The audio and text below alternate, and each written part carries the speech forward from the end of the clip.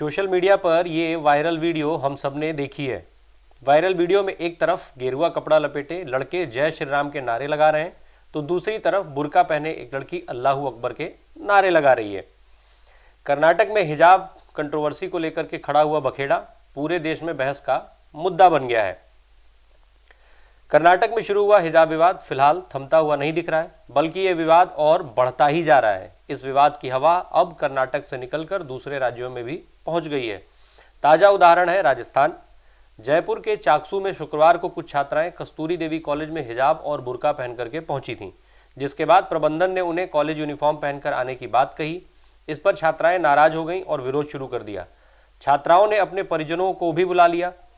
College पहुंची छात्राओं ने कहा कि भारत के संविधान में सभी वेशभूषा को मान्यता दी गई है, ऐसे में हमारे धर्म के लिबास को पहनने से किसी को कोई आपत्ति नहीं होनी चाहिए। कुछ सांप्रदायिक लोग बेवजह हमें परेशान कर रहे हैं, जो सरासर गलत है। विवाद बढ़ने के कुछ ही देर बाद मौके पर पहुंची पुलिस ने मामला शांत करवाया। कर्नाटक के उडुपी में स्कूल कॉलेजों में हिजाब पहनने को लेकर के शुरू हुआ विवाद लगातार बढ़ता जा रहा है।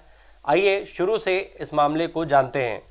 इस विवाद की शुरुआत पिछले साल 31 दिसंबर को हुई थी, जब उडुपी के सरकारी पीयू कॉलेज में हिजाब पहनकर आई 6 छात्राओं को कक्षा में प्रवेश करने से रोक दिया गया था। इसके बाद कॉलेज के बाहर प्रदर्शन भी हुआ था। कॉलेज प्रशासन ने 19 जनवरी 2022 को छात्राओं और उनके माता पिता के साथ अधिकारियों की एक बैठक करवाई, लेकिन इस बैठक का कोई परिणाम नहीं निकला। इसके बाद 26 जनवरी को दोबारा से बैठक हुई।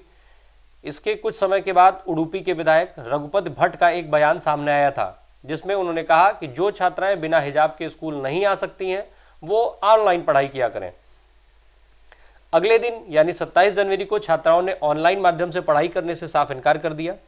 इसके बाद 2 फरवरी को उडुपी के कुंडापुर में सरकारी कॉलेज में भी हिजाब पर विवाद शुरू हुआ।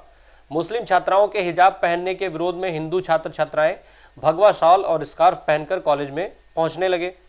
3 फरवरी को पीयू कॉलेज में हिजाब पहनकर आने वाली छात्राओं को फिर से रोका गया। इसके बाद 5 फरवरी को कांग्रेस पार्टी के पूर्व अध्यक्ष राहुल गांधी हिजाब पहनकर स्कूल आने वाली मुस्लिम छात्राओं के समर्थन में आए। उन्होंने एक ट्वीट में कहा कि हिजाब को शिक्षा के रास्ते में लाकर भारत की बेटियों का भविष्य छीना जा रहा है। 5 फरवरी को ही राज्य सरकार ने कर्नाटक शिक्षा अधिनियम 1983 की धारा 133(2) लागू कर दी। इसके अनुसार सभी छात्र छात्राएं हैं, उनके लिए कॉलेज में तय यूनिफॉर्म पहनना अनिवार्य कर दिया गया। ये आदेश सरकारी और निजी दोनों कॉलेजों पर लागू किया गया। कई राजनीतिक दलों ने राज्य सरकार के इस फैसले की आलोचना की, इसका विरोध किया। 8 फरवरी को इस विवाद में पहली बार हिंसा हुई। कर्नाटक में कई जगहों पर झड़पें हुई, कई जगहों से पथराव की खबरें भी सामने आईं। एक तरफ जहां मुस्लिम धार्मिक संगठन हिजाब को इस्लाम के अनुसार जरूरी बता रहे हैं, तो वहीं दूसरी तरफ अन्य सामाजिक संगठन इसे महिलाओं की पर्दा प्रथा की कुरीति से जोड़कर इसका विरोध कर रहे हैं। हालांकि इन सबके बीच अब स्कूल के नियम या ड्रेस कोड की बात पीछे छूटती जा रही है। राजनीति के जानकार इसे 5 राज्यों में होने वाले चुनाव से जोड़ करके देख रहे हैं। ये माना जा रहा है कि चुनावों के चलते ही उस मुद्दे को हवा दी जा रही है। उनका मानना है कि यह ध्रुवीकरण की परफेक्ट पिक्चर है। मीडिया से लेकर राजनीति तक देश में हिजाब कंट्रोवर्सी से ज़्यादा अब इस लड़की का वीडियो वायरल हो रहा है। एक मुस्लिम धर्मगुरु ने एक मीडिया हाउस से बातचीत में कहा कि कर्नाटक भले ही चुनावी राज्यों से 1500 किलोमीटर दूर हो, लेकिन सोशल मीडिया के दौर में यह दूरी कुछ भी नहीं है। 5 राज्यों में चुनाव है, बीजेपी अपना दांव चल रही है।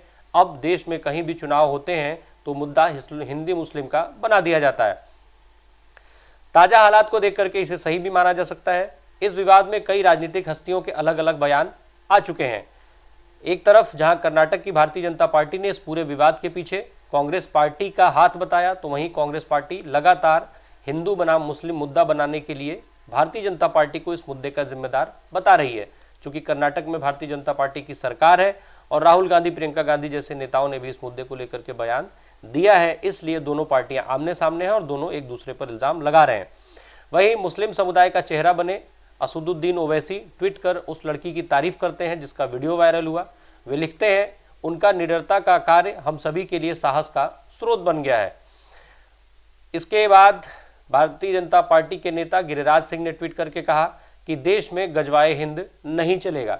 ये जो राजनीति की घटनाएं हैं, ये जो राजनीतिक बयान है, जो राजनेताओं के बयान आ रहे हैं, इनको देख करके कहीं ना कहीं राजनीतिकरण की संभावना से इनकार नहीं किया जा सकता है।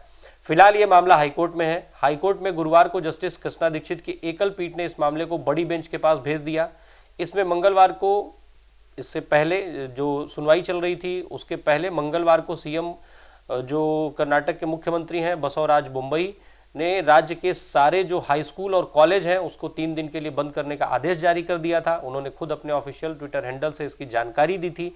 इसके साथ ही साथ उन्होंने छात्रों, स्कूल कॉलेज के प्रबंधन और दूसरे लोगों से, जो आम लोग हैं, उनसे भी राज्य में शांति बनाए रखने की अपील की थी।